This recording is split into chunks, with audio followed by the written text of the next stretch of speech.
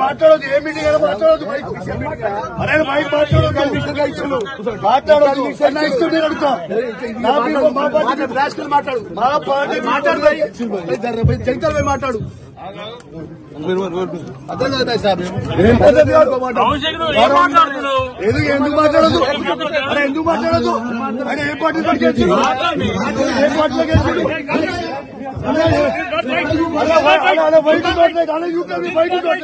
You tell me why you don't like.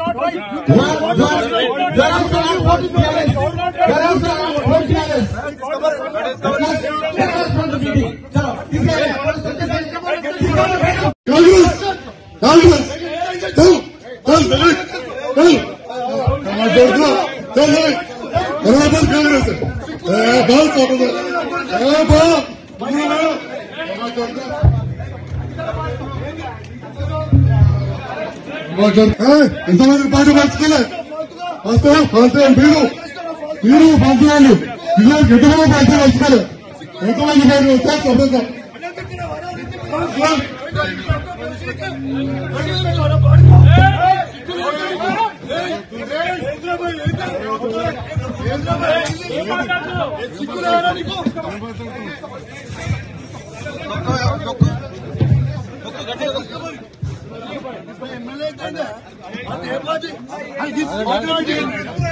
చెప్పండి మాట్లాడదు ఏ meeting మాట్లాడదు మైక్ అరే మైక్ మాట్లాడదు మాట్లాడదు నా ఇష్టం నేను అడుగుతా నా పీపుల్ మా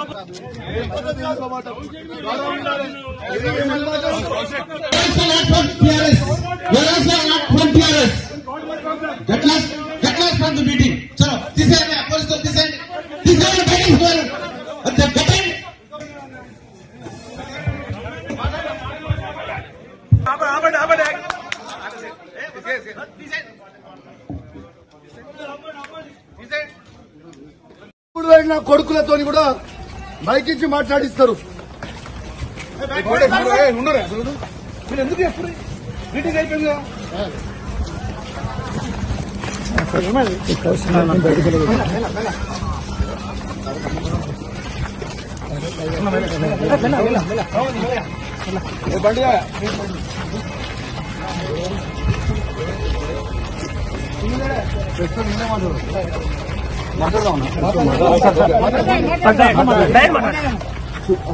ఇవాళ కరీంనగర్ జిల్లాలో రైతులకి రైతు భరోసా 15,000 ఖచ్చితంగా మీరు ఇయ్యాలి.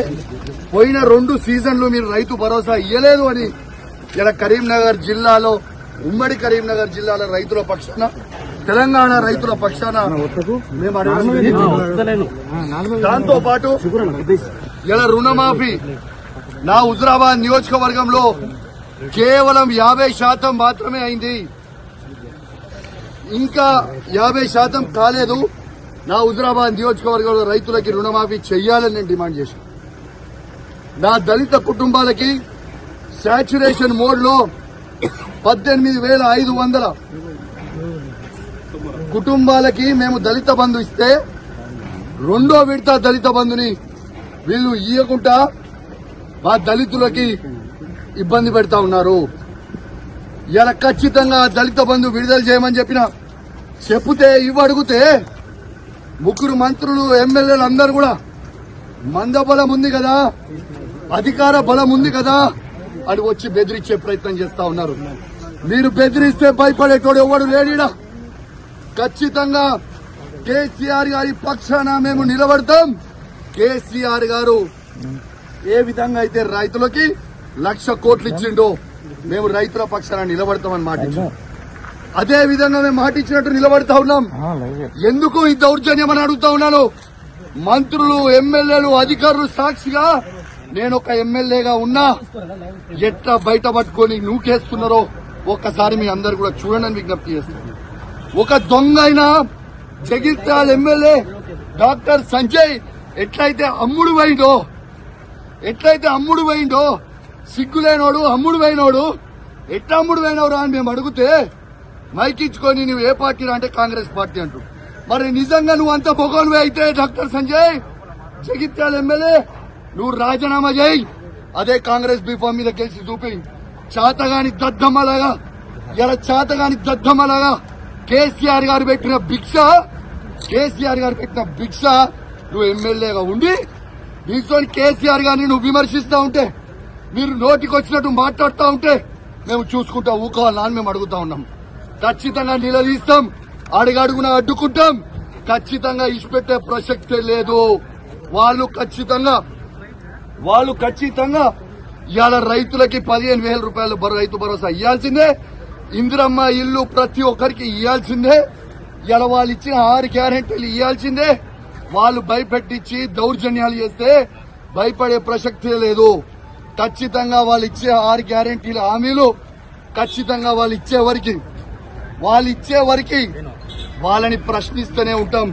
420 హామీలు ఇచ్చే వరకు ప్రశ్నిస్తూనే ఉంటాం. మీరు కేసులు పెట్టి మమ్మల్ని ఇబ్బంది పెట్టి భయపెట్టాలనుకుంటే మీతోని కాదు, మీ తాత జేజమ్మతో కూడా కాదని చెప్పి అధికారులకు కూడా చెప్తా ఉన్నాను, హెచ్చరిస్తా ఉన్నాను. తస్మాత్ జాగ్రత్తగా ఉండుర్రి. మీరు ఇష్టం వచ్చినట్టు మీరు చేస్తా ఉన్నారు. 3 ఏళ్ల తర్వాత మళ్ళా కేసీఆర్ గారు ముఖ్యమంత్రి కాక తప్పదు. ఎవరు కూడా ఇలా ఎక్స్ట్రా చేస్తున్న అధికారులని ఎవరిని కూడా ఇచ్చిపెట్టాం, అది కూడా గుర్తుపెట్టుకోండి చెప్పి చెప్తా ఉన్నాం. ఇవాళ మేము కొట్టాడేది ప్రజల పక్షాన. ఇవాళ పోలీసు వాళ్ళని కూడా అడుగుతా ఉన్నాను, మీకు కేసీఆర్ ఏం తక్కువ చేసిండమ్మా?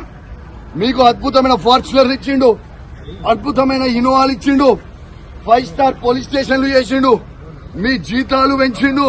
ఇవన్నీ మర్చిపోయిరా? మళ్ళా మీకోసం కూడా పోరాటం